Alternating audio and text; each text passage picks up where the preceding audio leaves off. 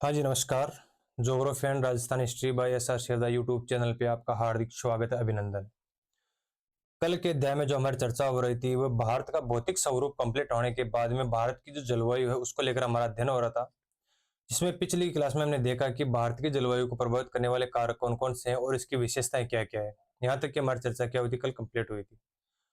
आगे की चर्चा में देखते हैं, तो अब हमें देखना है कि भारत की जो जलवायु है उसको कितने भागों में डिवाइडेशन किया गया है, किस मौसम में या किस जलवायु क्षेत्र के अंदर हवाएं किस दिशा से किस दिशा की ओर चलती है, वायुदाब कितना रहता है, तापमान की बात करेंगे। इन सभी को लेकर जो आज हमारी क्लास में वो चर्चा होगी कि भारत का जो मौसम विभाग है उन्होंने भारत के जलवायु प्रदेशों को मौसम के अनुसार चार भागों में विभाजित किया या चार ऋतुओं के रूप में विभाजित किया है।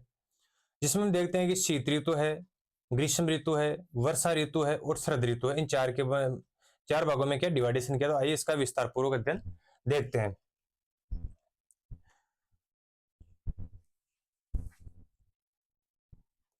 भारत की जलवायु,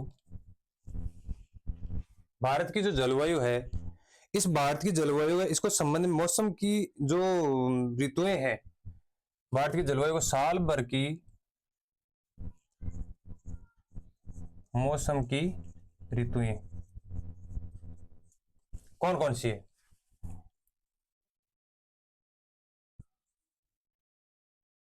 पहली बात कर लेते हैं, शीत ऋतु की बात करते हैं। ठीक है, शीत ऋतु, ग्रीष्म ऋतु, वर्षा ऋतु और शरद ऋतु। यहां तक कि जो चार ऋतु हैं, भारत की जलवायु को साल भर का जो मौसम है उसके अनुसार भारत के जो मौसम विभाग है इन्होंने इन चार ऋतुओं के रूप में क्या किया, डिवाइडेशन किया है। अब शीत ऋतु की बात करते हैं, जैसे कि इसका टाइम कितना रहता है, दिसंबर, जनवरी और फरवरी। ग्रीष्म की बात करते हैं, मार्च, अप्रैल और मई। वर्षा ऋतु की बात करते हैं, जून, जुलाई, अगस्त। शरद की बात करते हैं तो सितंबर,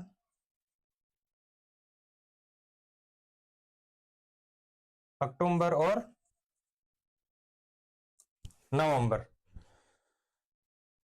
शरद की बात कर लेते हैं तो इसमें कौन कौन सी आ जाती है, शीत में दिसंबर, जनवरी, फरवरी, ग्रीष्म में मार्च, अप्रैल, मई, वर्षा में जून, जुलाई, अगस्त और इसके सितंबर,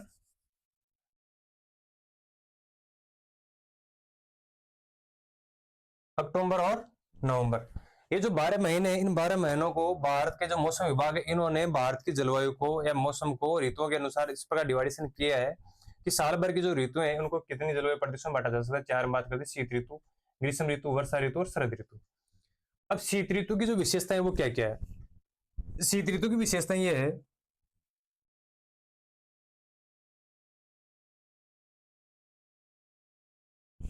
इसको थोड़ा सा बड़ा बनाते हैं।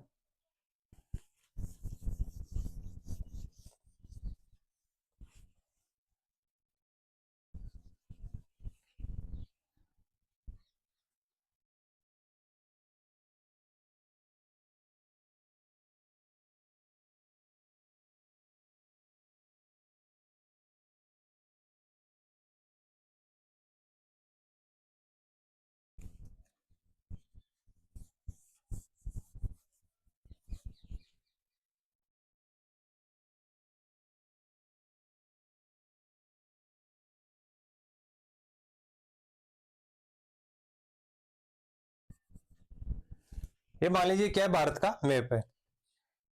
शीत ऋतु में क्या होती है, यहां पर है 0 डिग्री भूमध्य रेखा। तो सूर्य की किरणें भारत में क्या पड़ती है, तिरछी पड़ती है। 22 दिसंबर को सूर्य की जो सीधी किरणें है वो कहां पर पड़ेगी, मकर रेखा में पड़ेगी। अगर 22 दिसंबर को सूर्य की सीधी किरणें मकर रेखा में सीधी हो रही है तो तिरछी होगी कहां पे, भारत के उत्तरी गोलार्ध के अंदर सूर्य किरणें क्या होगी, तिरछी रहेगी। जहां पर सूर्य किरणें तिरछी रहेगी वहां पर दो विशेषताएं पाई जाएगी। जहां पर तापमान सर्वाधिक होता है वहां पर वायुदाब क्या होता है, निम्न होता है। और जहां पर तापमान कम होता है वहां पर वायुदाब क्या होता है, उच्च होता है। तो जब भारत के तो सूर्य तिरछी किरणें पड़े, तापमान कम है तो यहाँ पर क्या हो जाएगा, वायुदाब अधिक हो जाएगा। हिंद महासागर के अंदर मकर रेखा में सूर्य किरणें सीधी पड़ रही है तो वहां पे तापमान अधिक हो जाएगा और वायुदाब क्या हो जाएगा, कम हो जाएगा या निम्न हो जाएगा। मानसूनी पवने या कोई भी पवने उनका जो क्रम है वो रहता है कि उच्च वायुदाब से निम्न वायुदाब की ओर क्या करती है, गति करती है। तो दक्षिण में जब मकर रेखा पे सूर्य 22 दिसंबर को सीधा चमक रहा है या उसकी किरणें सीधी पड़ रही है तो अधिक जाहिर सी बात है कि दक्षिणी गोलार्ध में तापमान क्या होगा, अधिक होगा, वायुदाब कम होगा। तो जो हवाएं हैं वो क्या करेगी, उत्तरी गोलार्ध से, हम बात करते हैं भारत के जो स्थलीय क्षेत्र स्थल से होके दक्षिणी गोलार्ध में मकर रेखा की तरफ जाएगी, क्योंकि वहां पे वायुदाब क्या है, निम्न है, और यहाँ पे वायुदाब क्या है, उच्च। जब वहां से जाएगी तो शीत ऋतु के अंदर क्या होती है कि भारत के अंदर क्या स्थल से ओर से जो हवाएं चलती है, उत्तर पूर्वी जो मानसूनी हवाएं चलती है, भारत में दो प्रकार की मानसूनी हवाएं चलती है। कौन कौन सी, पहली बात करते हैं उत्तर पूर्वी मानसूनी हवाएं, पहली।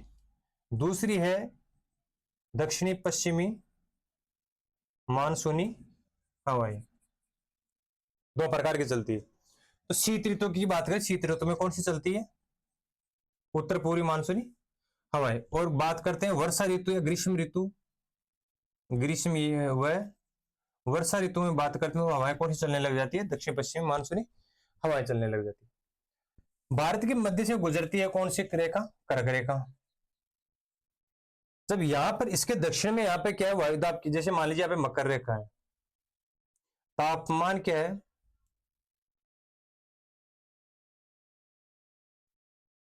अधिक है।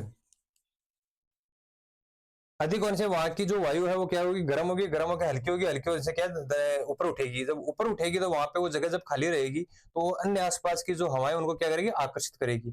तो जहां पे तापमान अधिक है वायु दाब क्या रहेगा, कम रहेगा। बात करते हैं 0 डिग्री भूमध्य रेखा से उत्तर, सूर्य किरणें क्या है, तिरछी है, तापमान अधिक है, सॉरी निम्न है, तापमान क्या है, कम है या निम्न है। तो वायुदाब भी क्या होगा, अधिक होगा। और हवाएं क्या करती है, उच्च वायुदाब से निम्न वायुदाब की ओर क्या करती है, गति करती है। तो मान लीजिए ऊपर क्या हिंद महासागर यहां तक क्या, बंगाल की खाड़ी और यहाँ पे अरब सागर की बात करते हैं, इससे ऊपर क्या है, कर्क रेखा से उत्तर की ओर बात करते हैं तो अधिकतर क्या है, स्थल स्थल है। जब स्थल से हवाएं नीचे की ओर निम्न वायुदाब की ओर आकर्षित होगी तो वहां पर क्या होगी, जब स्थल के कारण चलने का नहीं, हवाएं क्या रहेगी, शुष्क रहेगी। शुष्क रहेगी तो इनमें आर्द्रता की कमी रहेगी। जब हवाएं उच्च वायुदाब से निम्न वायुदाब की ओर चलती है तो इसका कारण क्या है, क्यों चलती है, क्योंकि जो पृथ्वी है उस पर वायुदाब पेटियां पाई जाती है, व्यापारिक, पछुआ और ध्रुवीय। वो किस प्रकार पाई जाती है, इसके एक डायग्राम के माध्यम से देखते हैं। जैसे मान लीजिए पृथ्वी है, यहाँ पर 0 डिग्री है, यहाँ पर 23 डिग्री है, और यहाँ पर 66.5 डिग्री है। इधर भी मकर रेखा 66.5 डिग्री और ऊपर में 90 डिग्री और 90 डिग्री। यहाँ पर 0 डिग्री है तो यहाँ पर जो हवाएं क्या करती है, उत्तरी गोलार्ध में उत्तरी पूर्व से दक्षिण पश्चिम की ओर हवाएं चलती है। दक्षिणी गोलार्ध में बात करते हैं तो जो व्यापारिक पवन है वो दक्षिण पूर्व से उत्तर पश्चिम की ओर क्या करती है, हवाएं चलती है। क्यों होती है, क्योंकि 0 डिग्री जो भूमध्य रेखा वहां पर विषुवत रेखा के निम्न वायुदाब पेटी पाई जाती है। तो ये निम्न वायुदाब जब रहेगा तो दोनों तरफ से हवाओं क्या करेगी, आकर्षित करेगी, और पृथ्वी घूर्णन गति के कारण है इनकी दिशा क्या हो जाएगी, चेंज हो जाएगी। तो यहाँ पे निम्न वायुदाब रेखा की विश्व वायुदाब पेटी है, तो यहाँ पर जो हवाएं हैं उत्तरी गोलार्ध में तो उत्तर पूर्व से दक्षिण, उत्तर पूर्व से दक्षिण पश्चिम की ओर, दक्षिणी गोलार्ध में दक्षिण पूर्व से उत्तर पश्चिम की ओर हवाएं क्या होगी, चलेगी। जब ये हवा इस प्रकार चलेगी तो भारत में जो कर्क रेखा इसके मध्य से गुजर रही है, तो यहां से लगभग कर्क रेखा गुजर, तो ये स्थलीय क्षेत्र है, ठीक है। ये तो की व्यापारिक। पछुआ की बात करते, पछुआ वापस इसके विपरीत चलने लग जाएगी इसे। पछुआ की बात करें तो पछुआ क्या करे, दक्षिण पश्चिम से उत्तर पूर्व की ओर चलेगी, कौन से में, उत्तरी गोलार्ध में। दक्षिणी गोलार्ध की बात करते हैं तो इनकी दिशा रहेगी उत्तर पश्चिम से दक्षिण पूर्व की ओर। अब आगे ध्रुवीय जो पवन इनकी बात करते हैं, ये जो पवने हैं ये वापस व्यापारिक पवनों के समान चलेगी, उत्तरी गोलार्ध में तो उत्तर पूर्व से दक्षिण पश्चिम की ओर, और इधर में वापस बात करेंगे तो उधर चलेगी दक्षिण पूर्व से उत्तर पश्चिम की ओर वापस चलेगी। तो वायुदाब जो पवने हैं वो तीन प्रकार की पाई जाती है विश्व में, या व्यापारिक पवने, पछुआ पवने और दूरी पवने। ये तो कि पवनों की बात। जब भारत में उच्च वायुदाब रहेगा, तापमान कम रहेगा, तो ये हवाएं उत्तर पूर्व से दक्षिण पश्चिम की ओर चलेगी। जब ये पवनें चलेगी और शुष्क क्षेत्र से चलेगी, स्थलीय क्षेत्र से चलेगी, आर्द्रता ग्रहण करने की इनको जगह नहीं मिलेगी, तो ये हवाएं क्या रहेगी, शुष्क रहेगी, यानी सूखी रहेगी, यानी इनमें वर्षा, किसी प्रकार की वर्षा नहीं होगी। इनका जो क्रम है इन पवनों का शीत ऋतु में, वो रहेगा उत्तर पूर्व से दक्षिण पश्चिम की ओर। यहां तक ये कहां तक जाएगी, ये भूमध्य रेखा तक। यहां पर जाने के बाद वापस कोरियोलिस बल के कारण क्या करेगी, जो ये पवने हैं, इधर में बात करें दाएं तरफ है, इधर में बात करेंगे तो कौन सी तरफ है, बाएं तरफ है। तो यहां पर जाने के बाद वापस बाएं तरफ घूमेगी, तो इस तरफ घूमेगी, ठीक है। ऊपर वाले कौन सी तरफ घूम रही है, दाएं तरफ। दक्षिणी व्यापारिक पवने किस तरफ घूम रही है, बाएं तरफ। जब आगे प्रवेश करेगी तो किस तरफ घूमेगी, बाएं तरफ। जब शुष्क, ये पवने क्या रहेगी, शुष्क रहेगी। लेकिन जो पवने यहां से पूर्वी राज्यों से होकर गुजरेगी, तो यहां पर जो बंगाल की खाड़ी है, यहां से आर्द्रता ग्रहण करेगी।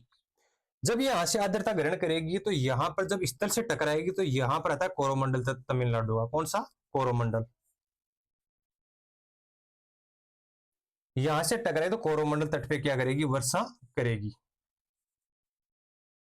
क्योंकि आर्द्रता कहां से मिल रही है इनको, बंगाल की खाड़ी से। ये जो कोरोमंडल तट है कर्नाटक का, इसमें ग्रीष्म ऋतु में या वर्षा ऋतु में वर्षा नहीं होती है। ग्रीष्म ऋतु में कुछ जो बौछारें होती है, उनका भी नाम देख लेंगे आगे क्या आएगा। यहाँ पर जो वर्षा हो रही है वो किस ऋतु में हो रही है, शीत ऋतु में। कौन सी मानसूनी पवनों से हो रही है, उत्तर पूर्वी मानसूनी पवनों से हो रही है, जो कि दक्षिण पश्चिम की ओर क्या होती है, प्रभावित होती है। सेकंड ग्रेड में एक बार 2018 के अंदर क्वेश्चन पूछा गया था कि जो शीत ऋतु में जो पवनें चलती है, मानसूनी पवनें, उनकी दिशा क्या रहती है। तो भारत में जो पवनें चलती है उनकी रहती है उत्तर पूर्व से दक्षिण पश्चिम की ओर। और उनमें एक पूछा गया था व्यापारिक पवनें हैं, उनकी दिशा क्या रहती है। उत्तरी गोलार्ध की जो व्यापारिक पवनें, उनकी दिशा क्या है, तो दिशा उनकी क्या है, व्यापारिक पवनें उत्तरी गोलार्ध की उत्तर पूर्व से दक्षिण पश्चिम की ओर।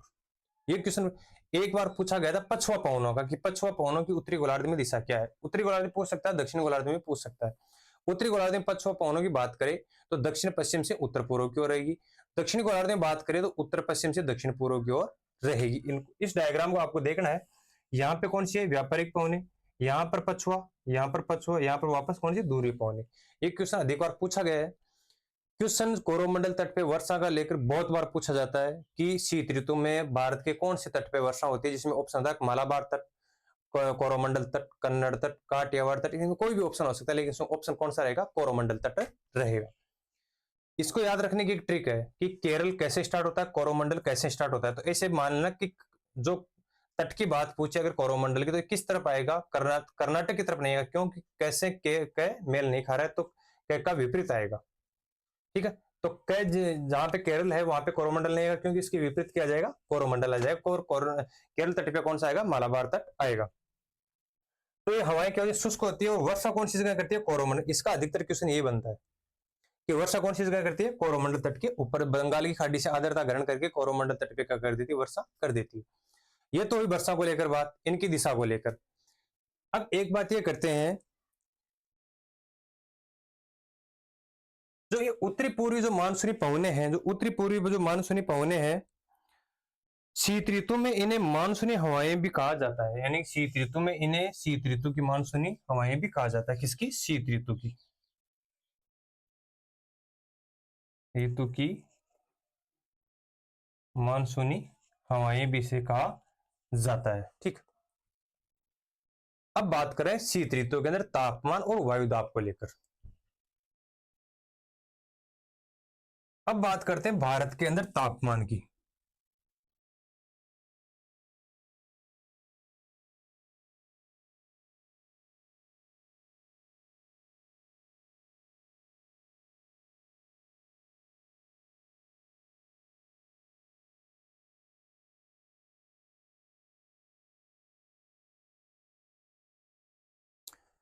भारत के अंदर तापमान की बात करते हैं, जब शीत ऋतु के अंदर सूर्य मकर रेखा पे सीधा चमकता है, तो वहां पर तापमान क्या होता है, अधिक रहता है। और भारत के अंदर तापमान वो क्या रहेगा, निम्न रहेगा, क्योंकि सूर्य किरणें क्या पड़ रही है, तिरछी पड़ रही है। जहां पे सूर्य किरणें सीधी पड़ती है वहां पे तापमान क्या रहता है, अधिक रहता है, और जहां पे तिरछी गिरती है वहां पे क्या रहता है, तापमान कम रहता है। तो भारत के अंदर शीत ऋतु के अंदर क्या होता है, तापमान कम रहता है।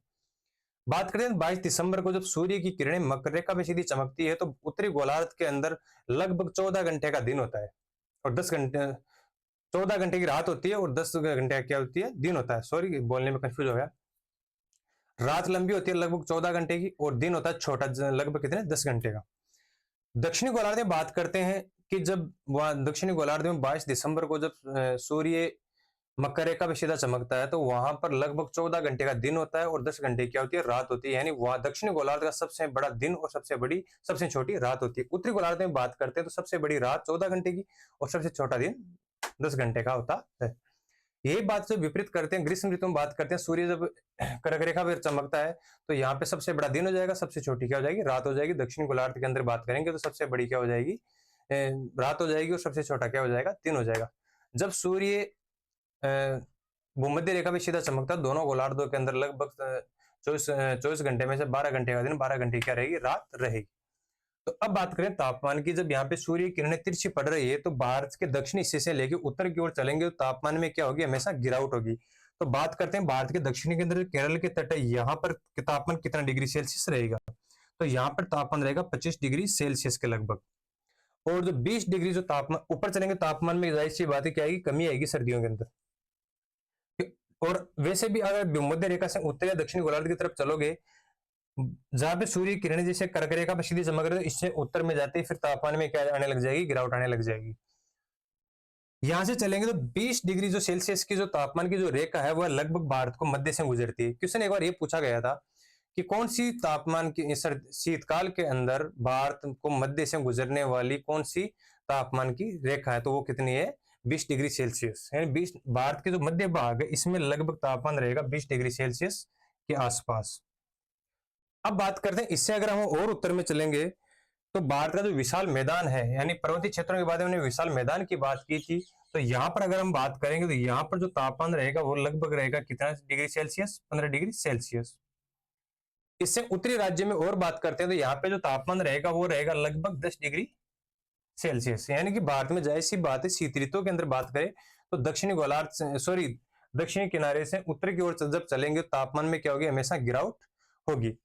जब यहाँ से तापमान में गिरावट उत्तर की तरफ चलने पर तापमान में गिरावट होगी, जाहिर सी बात है कि वायुदाब में भी क्या होगी, बढ़ोतरी होगी, क्योंकि ये विपरीत संबंध है। तापमान जब अधिक रहेगा तो वायुदाब क्या रहेगा, कम रहेगा। और वायुदाब जहां पर सूर्य की किरणें तिरछी रहेगी या तापमान कम रहेगा तो वहां पे वायुदाब क्या रहेगा, अधिक रहेगा। भारत के अंदर शीतकाल के अंदर क्या होता है कि भारत में सूर्य किरणें तिरछी पड़ती है तो यहाँ पे वायुदाब क्या रहता है, अधिक रहता है। इसलिए उत्तर पूर्व की जो मानसूनी हवाएं चलती है वो क्या होती है, शुष्क रहती है, उनमें आर्द्रता नहीं रहती और वर्षा नहीं कर पाती है। और जैसे बंगाल की खाड़ी से आर्द्रता ग्रहण करती है, कोरोमंडल के तट पर टकराती है तो वहां पे क्या कर देती है, वर्षा कर देती है। तो ये इनकी बात करें तापमान की, तो ये तापमान को लेकर है कि दक्षिण में बात करें तो 25 डिग्री सेल्सियस, भारत के मध्य से बात करें तो 20 डिग्री सेल्सियस की जो तापमान की जो रेखा है वो भारत को लगभग मध्य से गुजरती है। 15 डिग्री सेल्सियस की बात करते हैं भारत के जो मैदानी क्षेत्र इससे गुजरती है, और 10 डिग्री सेल्सियस की बात करते हैं तो इससे उत्तर में जो भी क्षेत्र बचा उससे वहां से गुजरती है। अब बात करते हैं इसी प्रकार भारत के अंदर जो वायुदाब है, कि भारत में जो वायुदाब है वो उत्तर में जाने पर कितना बढ़ेगा। तो वायुदाब की बात कर लेते हैं। तो वायुदाब क्या होता है, भारत के सूर्य किरण तिरछी है तो वहां पे वायुदाब में क्या होगी, हमेशा बढ़ोतरी होगी। तो भारत के अंदर वायुदाब जो है 1013 डिग्री सेल्सियस से लेकर ऊपर में 120 डिग्री सेल्सियस तक तापमान में परिवर्तन हमें देखने को मिलेगा, क्योंकि जैसे जैसे ऊपर जाएंगे तापमान में गिरावट होती रहेगी। शीतकाल में अभी वर्तमान में बात करते हैं तो हमारे राजस्थान के अंदर देखते हैं सर्दी बढ़ रही है, बर्फ नहीं गिर रही। उत्तरी राज्यों में और जाएंगे, जम्मू कश्मीर की बात कर लेते हैं, पंजाब हरियाणा की बात करते हैं, दिल्ली की बात करते हैं, इधर में और ज्यादा यहाँ पे क्या ठंड का महसूस हमें देखने को मिलता है। जम्मू कश्मीर में बात करते हैं तो यहाँ पे क्या होता है, हमारे सामने बर्फबारी भी देखने को मिलती है, क्योंकि वहां पे तापमान कम है और तापमान कम रहने से वहां पे वायुदाब क्या रहता है, उच्च रहता है। अब देखते हैं भारत में वायुदाब की स्थिति। भारत के दक्षिण में बात करते हैं तो यहाँ पर जो वायुदाब है वो कितना रहेगा। यहाँ पे जो वायुदाब है भारत के दक्षिण में आपको दिखाई नहीं दे रहा, थोड़ा कट रहा है, इसके नीचे है, यानी कि लगभग केरल और तमिलनाडु के तट पे बात करें तो 1013 मिलीबार। कितना रहेगा 1013 मिलीबार की बात करेंगे, दक्षिण क्षेत्र में रहेगा 1013 मिलीबार। इससे जैसे उत्तर में चलेंगे सूर्य किरणें और तिरछी हो रही, तो वायुदाब में क्या हो जाएगी, बढ़ोतरी हो जाएगी। यहाँ पे बात करें तो यहाँ पे जो वायुदाब है वो हो जाएगा 114 मिलीबार। ठीक है, जैसे जैसे उत्तर में चल रहे हैं वायुदाब में क्या हमें परिवर्तन देखने को मिल रहा है। यहां पर बात करेंगे तो यहां पर हो जाएगा 1015, और फिर इससे और उत्तर में बात करते हैं तो यहां पर कितना हो जाएगा, ये जो 1016 मिलीबार की जो रेखा है वह गुजरात मध्य प्रदेश में होते हैं, फिर उत्तर की ओर निकल जाएगी। यहाँ पे कितना 1016 मिलीबार। जब यहाँ पे 1016 मिलीबार है तो उत्तर के अंदर बात करेंगे जो भारत है, एक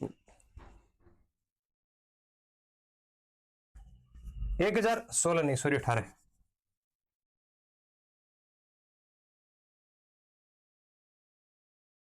1018 मिलीबार।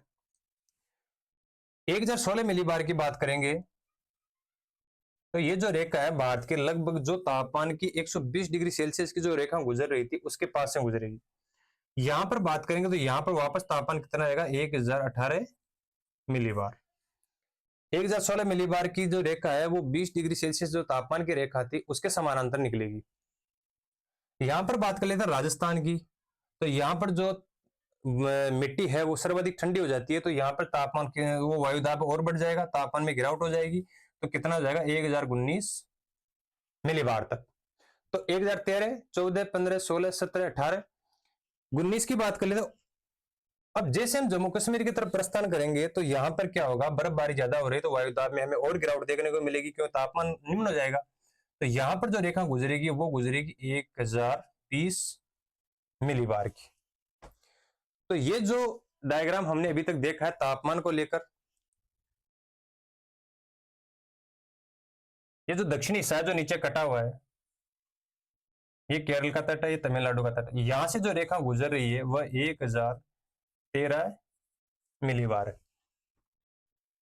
अब बात करते हैं भारत के अंदर जो सर्वाधिक जो तापमान में गिरावट है वह जो लद्दाख है,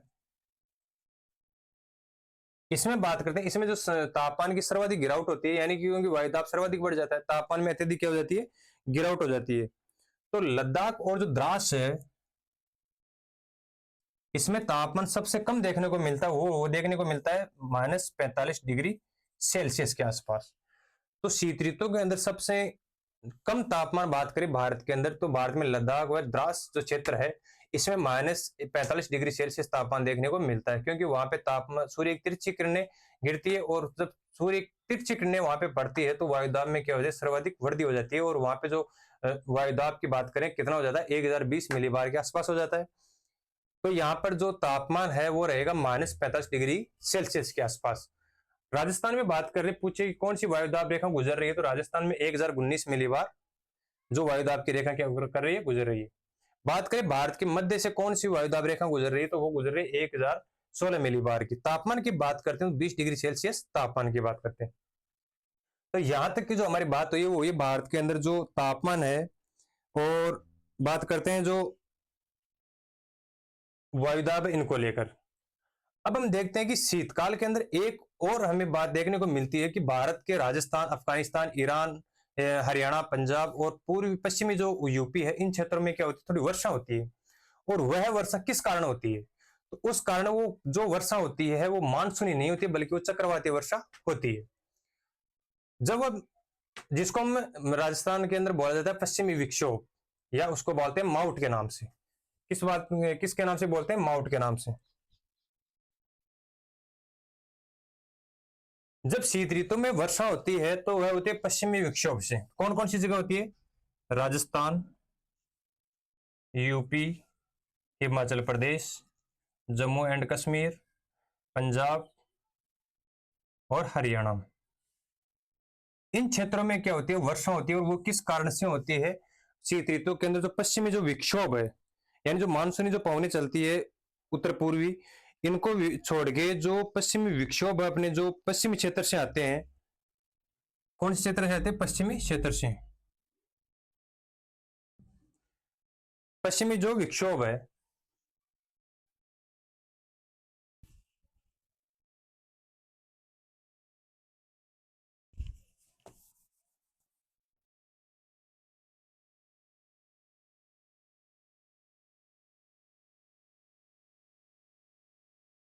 पश्चिमी विक्षोभ, इनको हम जानते हैं कि जो शीतोष्ण कटिबंधीय चक्रवात है,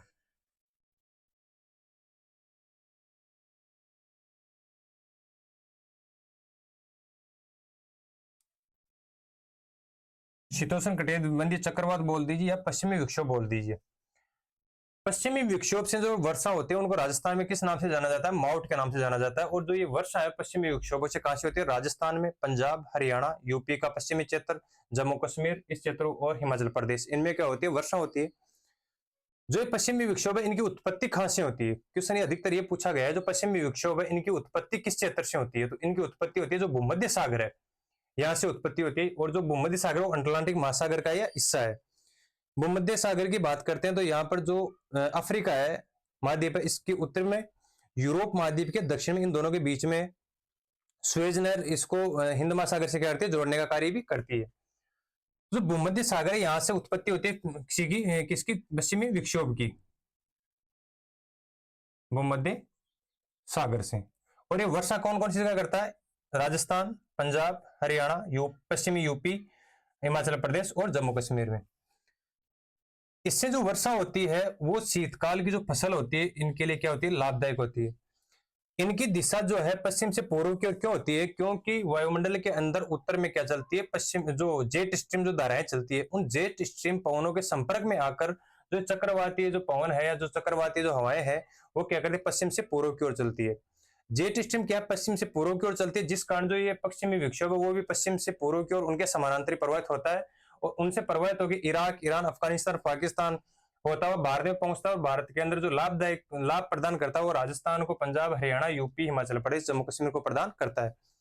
पश्चिमी विक्षोभों को लेकर क्वेश्चन ये पूछा जाता है कि पश्चिमी विक्षोभों से जो वर्षा होती है किन किन राज्यों में होती है, इनकी उत्पत्ति कहां से होती है, इनको और किस नाम से जाना जाता है? तो शीतोष्ण कटिबंधीय चक्रवात के नाम से जाना जाता है। इनकी उत्पत्ति भूमध्य सागर से हुई है और वहां से किसके सहारे, किन पवनों के साथ में ये पूर्व की ओर गति करती है, यानी पश्चिम से पूर्व की ओर गति कर रही है।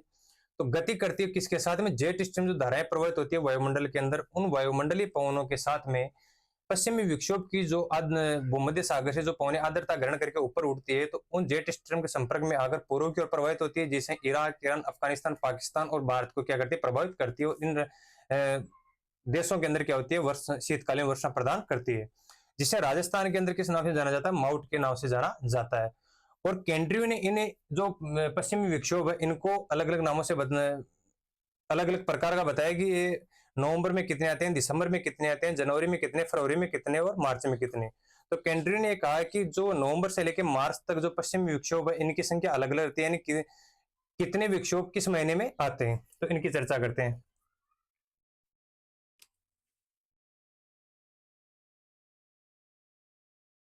केंद्रीय ने कहा जो विक्षोभ है इनकी नवंबर में आते हैं दो। जो पश्चिमी विक्षोभ है जो भूमध्य सागर से उठ के आते हैं उनकी जो नवंबर में संख्या है कितनी है? दो। दिसंबर में बात करते हैं तो दिसंबर में इनकी संख्या है चार। नवंबर में कितने? दो। दिसंबर में विक्षोभ आते हैं कितने? चार। और बात करते हैं जनवरी फरवरी के अंदर आते हैं पांच पांच। फरवरी में आते हैं पांच पांच और मार्च में वापस इनकी संख्या क्या हो जाती है? कम हो जाती है और मार्च के अंदर आते हैं तीन या चार। तो केंद्रीय ने यह कहा है कि जो पश्चिमी विक्षोभ है वह दिसंबर में आते हैं कितने? दो। सॉरी, नवंबर में आते हैं दो, दिसंबर में आते हैं चार, जनवरी फरवरी के अंदर आते हैं पांच पांच और मार्च के अंदर वापस तीन व चार आते हैं। तो ये जो बात हुई है हमारी वह भारत की जलवायु के अंदर जो मौसमी जो भारत का जो मौसम विभाग है उनके जलवायु क्षेत्र को ऋतुओं के अंदर जो डिवाइडेशन किया गया है उनको देखा गया हमने। शीत ऋतु है उसके अंदर वर्षा किस प्रकार होती है, पवनें किस प्रकार चलती है, वायुदाब कितना है और यहाँ का जो तापमान है वो किस प्रकार है, इस सभी की चर्चा कंप्लीट हुई है।